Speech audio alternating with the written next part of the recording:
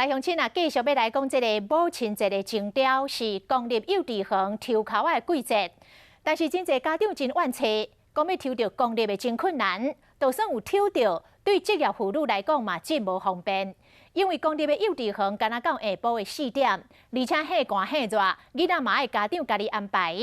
家长实在呼吁着政府，就爱互公立的幼稚园进化到2.0，互公立的甲私立的同款，唔免搁来抽考啊！啊嘛爱互收托囡仔的时间正常化。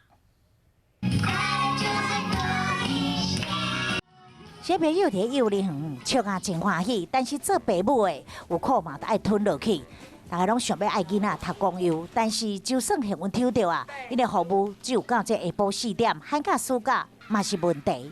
哪一个老板可以允许你每个月每到寒暑假你就变成是一个不稳定的一个员工，然后一天到晚要去带小孩去参加活动？职业妇女她在面对两边的挣扎的时候，政府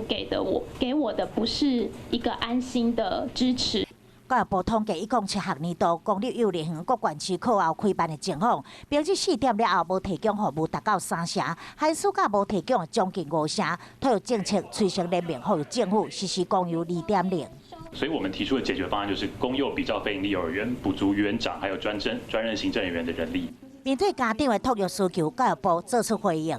加强跟这个公立幼儿园还有非营利幼儿园的这个沟通，希望能够把延长照顾的服务能够做得更扩大。